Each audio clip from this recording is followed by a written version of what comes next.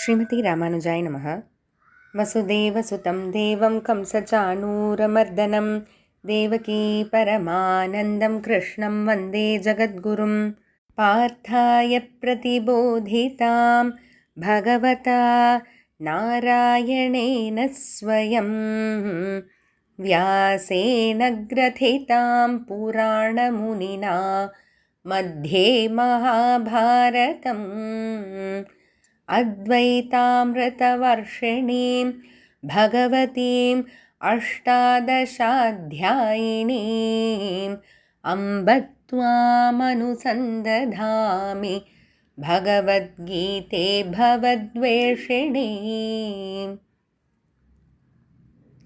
நாள்தோறும் பகவத்கீதையில் 3வது அத்தியாயமான கர்மயோகத்தில் இன்றைக்கு 7வது ஸ்லோகம் பார்க்கணும்.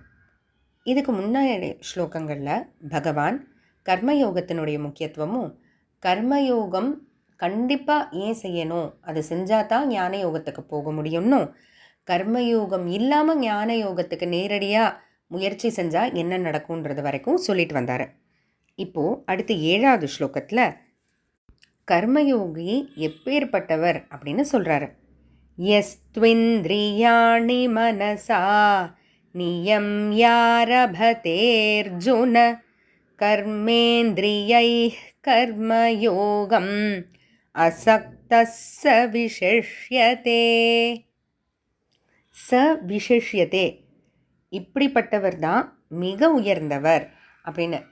இங்கே மிக உயர்ந்தவர் அப்படின்னு நம்ம இந்த வார்த்தையை நம்ம நோட் பண்ணிக்கணும். சாதாரணமாக உயர்ந்தவர் அப்படின்னா ஓகே, அவர் உயர்ந்தவர். ஆனால் இப்போ நம்ம மிக உயர்ந்தவர்னா வேறு யாரோடையோ இவர் மிக உயர்ந்தவர் அப்படின்ற அந்த ஒரு அர்த்தம் கிடைக்கிது இல்லையா?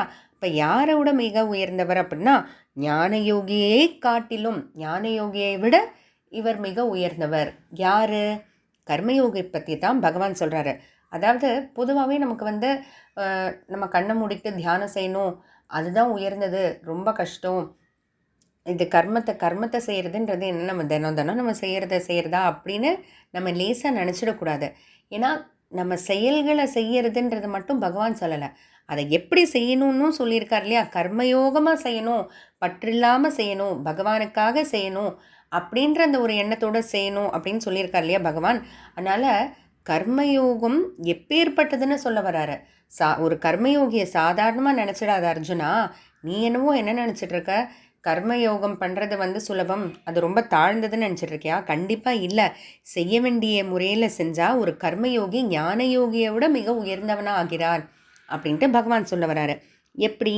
யஹ தூ, யாரொருவர் இந்திரியாணி மனசா நியம்ய, புலன்களை மனசால் கட்டுப்படுத்தி அதை சம்யம், அதனால் அந்த கட்டுப்படுத்துகிற அந்த ஒரு நிலைக்கு கொண்டு எப்படி கட்டுப்படுத்தி ஏதோ விஷயங்களை செய்கிறதுக்கு இல்லை, கட்டுப்படுத்தி பகவான் சாஸ்திரத்தில் சொன்ன விஷயங்களை, நல்ல விஷயங்களை செய்கிறதுக்காக அப்படி செயல்படுத்தி அசக்தக கர்மேந்திரியைகி, பற்றில்லாத புலன்களால், கை கால் கண் முதலான அந்த புலன்களால் கர்மயோகம் ஆரபதே, கர்மயோகத்தை செய்ய ஆரம்பிக்கிறாரோ, சவிசிஷ்யதே, அப்படிப்பட்ட கர்மயோகி நிச்சயமாக ஒரு ஞான யோகியோட உயர்ந்தவர் ஆகிறார் அப்படின்ட்டு பகவான் சொல்கிறார்.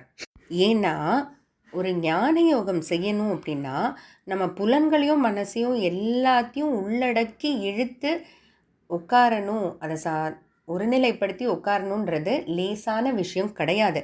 அப்போ அந்த ஞான யோகத்துக்கு வழிவகுக்கிறதே கர்மயோகம் தான். ஏன்னா இந்த கர்மயோகத்தை திரும்ப செய்ய செய்ய செய்ய செய்ய தான் ஞான யோகத்துக்கான அந்த ஒரு மனநிலைக்கே நம்ம வரோம். அதனால் கர்மயோகம் செய்யாமல் ஞான யோகத்துக்கு போக முடியாது.